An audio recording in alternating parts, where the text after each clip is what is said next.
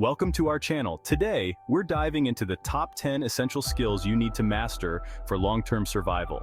These aren't just skills, they're lifelines. They're the difference between surviving one night in the wild and making it home. So, buckle up, get ready to learn, and remember, survival is an attitude, a mindset. We've conquered foraging. Now let's talk about cultivating our own food source, farming. First things first, you need to choose the right crops. Consider your climate and soil type. Hardy, fast-growing vegetables like beans, squash, and leafy greens are great options. Prepare your plot by clearing the land and tilling the soil. Follow the instructions on your seed packets carefully. Spacing and depth are crucial. Water your seedlings regularly, but don't drown them. Pest control is vital. Build fences, use natural repellents, or introduce beneficial insects. As your plants grow, provide support, stake them up, build trellises, and finally, the moment you've all been waiting for, harvest time. Gather your bounty and savor the fruits of your labor. Remember the satisfaction that comes from self-sufficiency.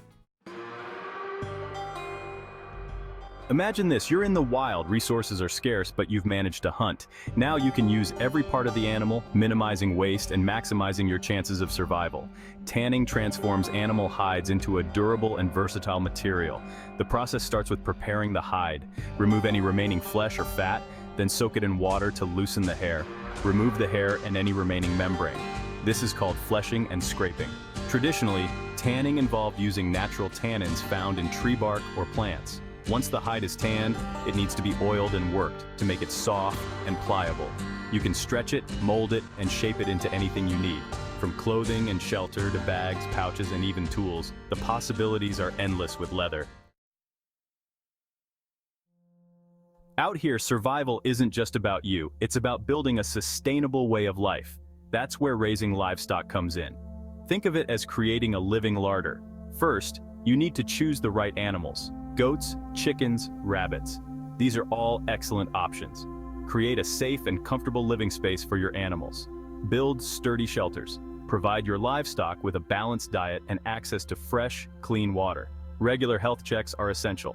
Learn to identify signs of illness or injury. Remember, you're responsible for their well-being. Fresh eggs, milk, even meat. Raising livestock provides a sustainable source of protein and other essential nutrients. It's about creating a self-sufficient ecosystem, a harmonious balance between humans and animals. Deep beneath the surface, the Earth holds a treasure trove of resources, minerals. Prospecting is the first step. Look for telltale signs of mineral deposits. Changes in vegetation, rock formations, even the presence of certain insects can be indicators. Once you've identified a potential site, start digging. It's about working smart. Start by excavating a small test pit to assess the quality and quantity of the ore. Safety first. Always shore up the walls of your mine shaft to prevent collapses. Never mine alone. Having a partner there could save your life. The extraction process will vary depending on the type of mineral you're after. Smelting is often the next step, using heat to extract the pure metal from the ore. This requires building a furnace and reaching incredibly high temperatures.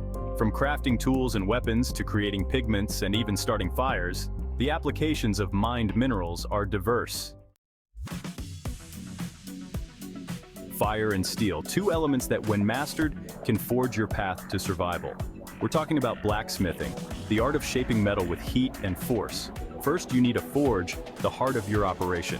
This is where you'll heat the metal. You can build a simple forge using readily available materials like bricks, clay, and a source of air. Next, the anvil, your unyielding partner. This is where you'll hammer, shape, and mold the heated metal. Choose a sturdy anvil, one that can withstand repeated blows. The tools of the trade hammers, tongs, chisels, punches, each serves a specific purpose. Heating the metal to the correct temperature is crucial. Too cold, and it will crack. Too hot, and it will become brittle. From forging essential tools like knives, axes, and shovels to crafting weapons for defense, the possibilities are endless. It's a skill that embodies self-reliance, empowering you to create what you need from raw materials. Survival isn't just about the bare necessities, it's also about maintaining hygiene and creating a sense of normalcy. Let's start with soap. It's not just about cleanliness, it's about preventing infection. You can make it with just a few basic ingredients: water, lye, and fats. Lye, traditionally obtained from wood ash, is the key ingredient. Handle it with extreme care. Next, you'll need fats or oils. Animal fats work best, but you can also use plant-based oils.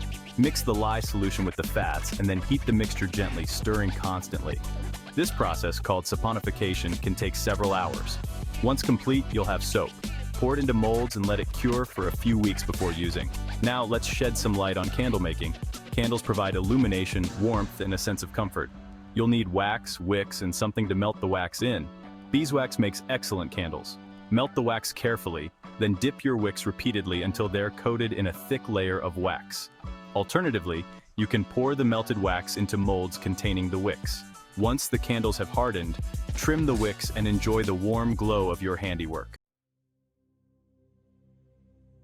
Out here, we rely on nature's bounty not just for sustenance, but for healing as well.